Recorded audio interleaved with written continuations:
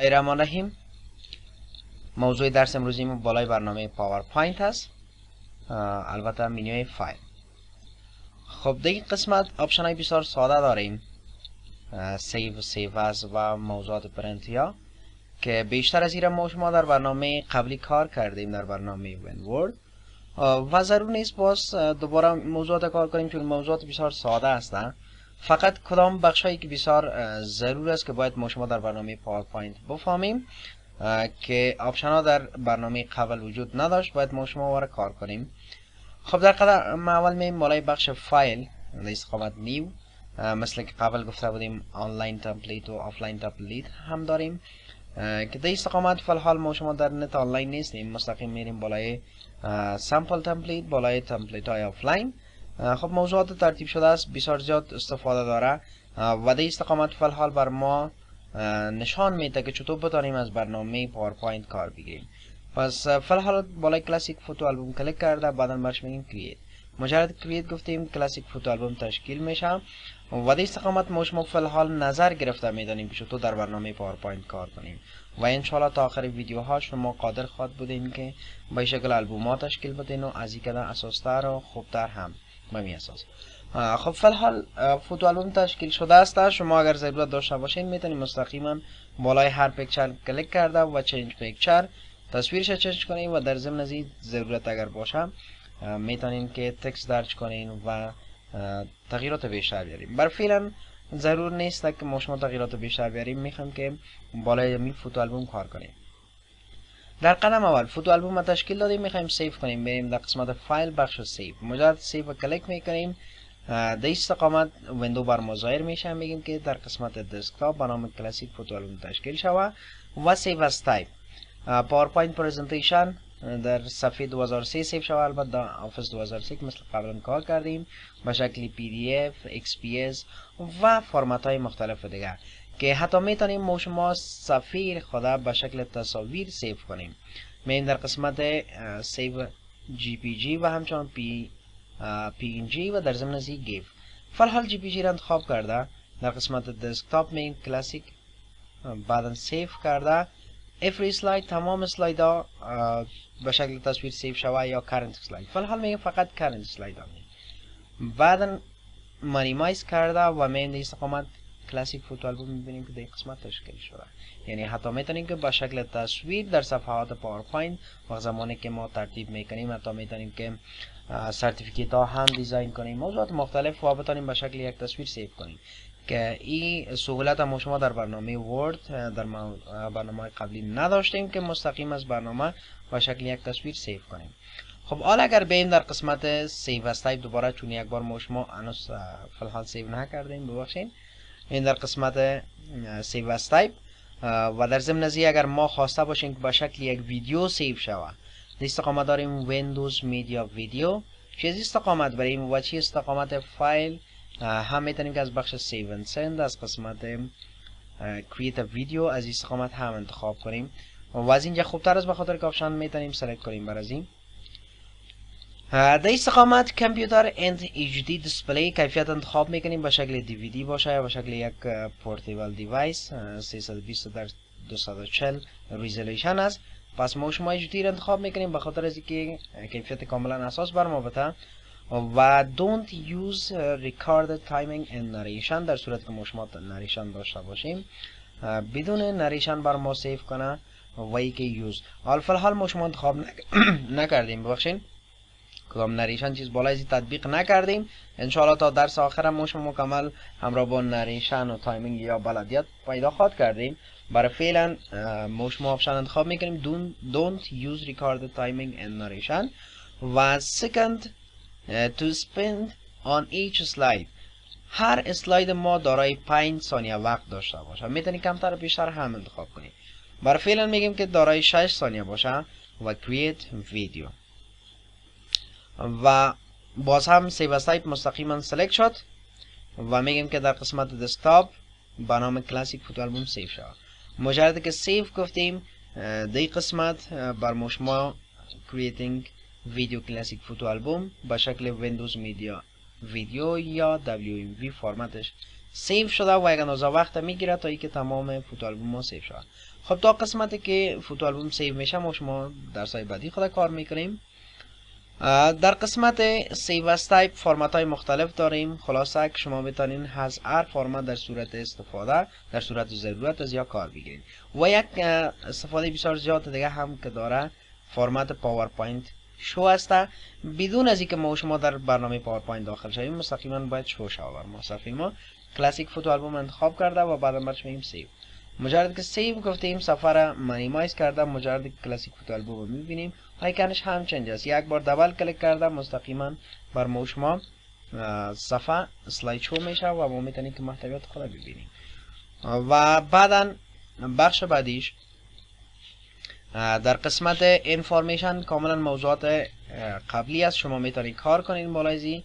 انشالله نباید مشکل داشته باشین چون در درس قبلی کار کردیم برنامه ورد و همچنان انشالله در برنامه اکسل کار خواهد کردیم موضوعات. ریسنت صفحه قبلا باز شده است و در ضمن ازی در استقامت داریم نیو صفحه تمپلیت های آنلاین و آفلاین و همچنان بلانک پریزنتیشن. مجرد که انتخاب میکنیم یک پریزنتیشن کاملا بلانک یا خالی بر ما ایجاد میکنه و میریم دوباره در صفحه قبلی خود و بعدا میریم بالای قسمت پرنت به خاطر چاپ کردن اسلاید ها. خب در این قسمت چون بلدیت کامل داریم پرنتر هاست نیمای پرنتر و در ضمن ازید استقامت داریم ستینگ پرنت آل سلایدز. در مجموع 7 اسلاید داریم، تمام اسلاید ها را پرنت کنیم. یا اگر انتخاب میکنیم پرنت سلکشن جایی را که انتخاب میکنیم، فرض کنین من انتخاب میکنم اسلاید نمبر 1 اسلاید نمبر 3 و همچنان اسلاید نمبر 5 یعنی 3 اسلاید برام پرنت کنم. میریم در قسمت بخش فایل پرنت، از اینجا انتخاب میکنیم پرنت سلکشن. مجرد که انتخاب کردیم در مجموع 3 اسلاید است که هر 3 اسلاید ما را اگر خواسته باشیم میتونیم پرنت کنیم و در ضمن از اینکه پرنت سلکشن سلکت باشه. و بعدا بخش بعدیش پرنت کرنت اسلاید یعنی در هر اسلایدی که کرسر ما باشه. اگر در اسلاید سیوم کرسر ما باشه و ما بریم در قسمت پرنت از اینجا برش بگوییم که پرنت کرنت اسلاید به این معنی است که اسلاید سیوم بر ما پرنت میشه. و اگر بگوییم کاستوم رنج میتونیم خود ما سلکت کنیم. مثل که فلحال در مجموع 7 اسلاید داریم، میخوایم اسلاید اول الی اسلاید 4 پرنت شوه و همراه با اسلاید 7. چطور میتونیم موضوع را اجرا کنیم؟ میریم در قسمت پرنت و بعدا انتخاب میکنیم کاستوم رنج و در قسمت اسلاید درش میکنیم 1 الی اسلاید 4 و یک بار کلیک کرده میبینیم که از 1 الی 4 پرنت میشه و در ضمن از یک کاما درج میکنیم اسلاید 7. حالا مجرد که میبینید در قسمت اسلاید ها تعداد اسلاید ها 5 اسلاید است از 1 الی 4 و اسلاید 7 میتونیم که در مجموعه را پرنت کنیم از طریق کاستوم پرنت هایدن اسلاید. در صورتی که اسلاید های ما شما هم هاید باشه بتونیم پرنت کنیم. چطور؟ من در قسمت ریبن هوم و بالای اسلاید کلیک کرده از استقامت رایت کلیک از اینجا برش میگیم که هاید اسلاید. مجرد که هاید اسلاید گفتیم اسلاید ما پنهان شد. حال در وقت اسلاید شو شدن هم بر ما شما اسلاید ظاهر نمیسازم یعنی شو نمیشه. خب فلحال اگر ما از قسمت بخش پرنت میاییم انتخاب میکنیم که پرنت آل اسلاید و پرنت هایدن اگر انچک باشه باز امو اسلاید هاید شده یا پنهان شده بر ما پرنت نمیشه و میبینیم که تعداد اسلاید های ما 6 اسلاید شده. اگر بگوییم که پرنت هایدن اسلاید یعنی با وجودی که اسلاید هاید هم از باز هم در اسلاید در وقت پرنت چاپ میشه. میبینیم حال تعداد اسلاید ها تعدادش در مجموع 7 اسلاید شده. و بعدا بخش بعدیش در این قسمت داریم فول پیج اسلاید یعنی اسلاید به شکل فول پرنت شوه. اگر بگوییم که نه شکل نوتس پیج پرنت شوه باز در این صورت اگر ما شما راجع به هر اسلاید خود نوت هم می داشته باشیم در این قسمت راجع به اسلاید اگر من نوت هم درج میکنم و خواسته باشیم که نوت ما پرنت شوه همراه با اسلاید من در قسمت بخش فایل پرنت و از این استقامت انتخاب میکنیم که نوتس پیج. حالا با وجودی که اسلاید ما شما هم نوتس داره و نوت هم همراهش پرنت میشه. اگر ما میگیم فول پیج اسلاید با در این صورت نوتس همراه با اسلاید ما پرنت نمیشه. و بخش بعدیش در استقامت داریم اوتلاین و اگر ما خواسته باشیم که به شکل یک اوتلاین پرنت شود، یعنی تمام محتویاتش بدون از اینکه ما شما گرافیک پرنت کنیم یا اسلاید خدا، ما در قسمت پرنت و از اینجا انتخاب میکنیم که اوتلاین. در این صورت فقط از اسلاید اول تا اسلاید هفتم بر ما محتویات پرنت میشه. و هنداوت، توسط هنداوت میتونیم که چندین اسلاید در یک صفحه پرنت کنیم. اگر بگوییم 1 اسلاید، باز در این صورت یک اسلاید پرنت میشه. اگر بگوییم 2 اسلاید، یعنی 2 اسلاید در یک صفحه پرنت شود. میبینیم تعداد صفحه ها هم 4 صفحه شده.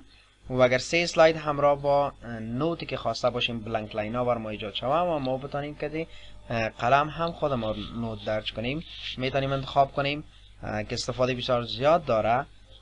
4 slides horizontally به این شکل قرار بگیرد، 4 اسلاید شکل افقی، 6 9 و تا 9 اسلایدز میتونیم که ما شما به شکل ورتیکلی صفحات یا امی اسلاید های خود پرنت کنیم. بر فعلا انتخاب میکنیم 2 اسلایدز و بعدا بخش بعدیش فریم اسلایدز. در استقامت فریم ها هم همراهش پرنت میشه، چون صفحه ما شما حالت گریسیکل داره و قدر معلوم هم نمیشه. در صورتی که ما شما بالای اسلاید فرض کنیم سلکت کنیم یک دیزاین، با خاطر از اینکه ما شما فریم دیده بتانیم تطبیق کردیم یک دیزاین. و حال اگر بریم در قسمت بخش فایل پرنت سلکت میکنیم و بعد از این استقامت انتخاب میکنیم که فریم اسلاید، ببخشید فریم اسلاید. در قسمت ببینیم که فریم در هر اسلاید ما شما ایجاد میشه. اسکیل تو فت پیپر یک اندازه بزرگتر، در صورتی که ما شما اگر فول اسلاید انتخاب میکنیم، در قسمتی که اگر اسکیل تو فت انتخاب نباشه باز یک اندازه کوچک میاد در صفحه، میتونیم این را هم انتخاب کنیم. های کوالیتی با کیفیت بسیار بالا، در صورت شیدو ها هم یعنی کیفیت بسیار زیاده که ما شما گرافیک انتخاب کرده باشیم. اگر های کوالیتی انتخاب نباشه باز این صورت در پرنت صحیح نمیاد. های کوالیتی میبینیم شیدو یا، و اگر ما های کوالیتی رو انتخاب میکنیم باز در این صورت شیدو همه گرافیکش با شکل کوالیتی کیفیت بالا پرنت میشه. پرنت کامنت، در صورت ما شما کامنت داشته باشیم که ما شما انشاءالله بعدا خواهد خواندیم چطور میتونیم کامنت ها را ایجاد کنیم و مارکاپ ها را همچنان این مارکاپ میتونیم واره هم در پرنت ما شما شامل بسازیم که فی الحال کامنت استفاده نکردیم. در صورت داشته باشیم یا استفاده کرده باشیم میتونیم هم کامنت ها را در اسلاید خود پرنت کنیم. و کلیتد ان کلیتد میفهمیم چون موضوع بسیار ساده است، در برنامه قبلا کار کردیم. صفحات ما و شما فی الحال به شکل کالر یا رنگه پرنت میشه. اگر بگوییم شکل گریسیکل پرنت شود باز این صورت میبینیم که تنها به شکل گریسیکل یا خاکی پرنت میشه. اگر بگوییم که پور بلک اند وایت در این صورت کاملا سفید و سیاه پرنت میشه محتویات. و اگر میگیم که نه به شکل کالر خوبتر است تا اینکه تمام رنگه پرنت شود. گریسیکل نسبت به بلک اند وایت یک اندازه کیفیت بالاتر داره، میتونیم شما گریسیکل هم انتخاب کنیم. حالت های مختلف از کدام حالتی که ضرورتان باشه میتونید انتخاب کنیم.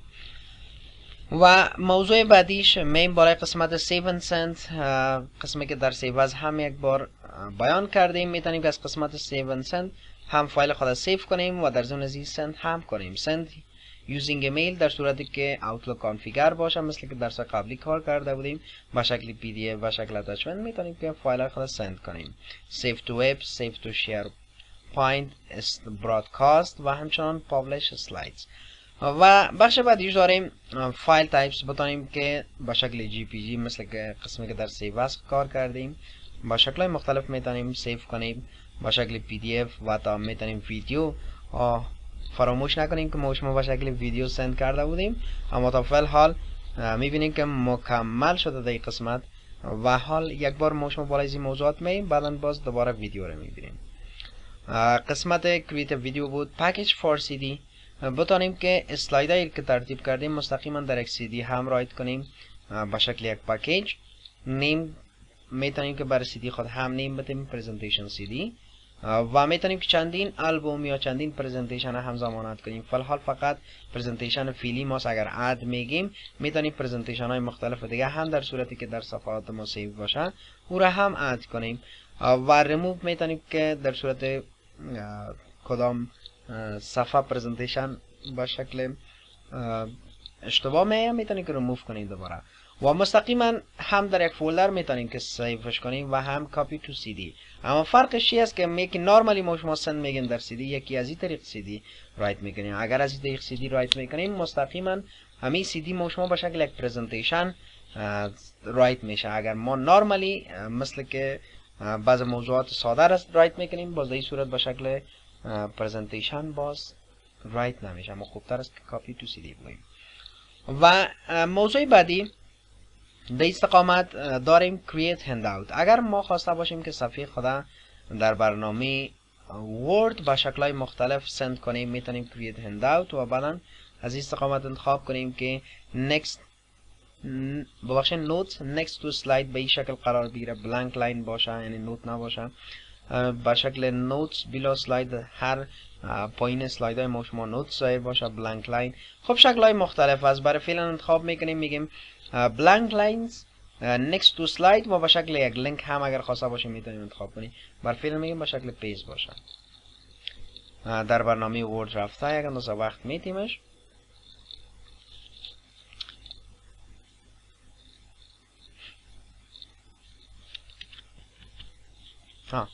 و میبینیم که در قسمت صفحات ما شما در برنامه ورد با شکل که خواسته بودیم، اسلاید اول و بلانک لاین، اسلاید دو، تمام اسلاید های ما شما درج است و میتونیم که تغییرات بیشتر خود وارد کنیم. دون سیو. خب من در قسمت فایل و بعدا موضوعات هلپ است که ما شما در برنامه قبلی هم باید معرفی هستیم و بخش آپشن انشاءالله اگر وقت ماند ما شما بیشتر بالایزی یا بحث خواهد کردیم. و قسمت سیو اند سند تکمیل و همچنان ویدیوی ما شما تکمیل شده، کلوز کرده. میریم بالای قسمت در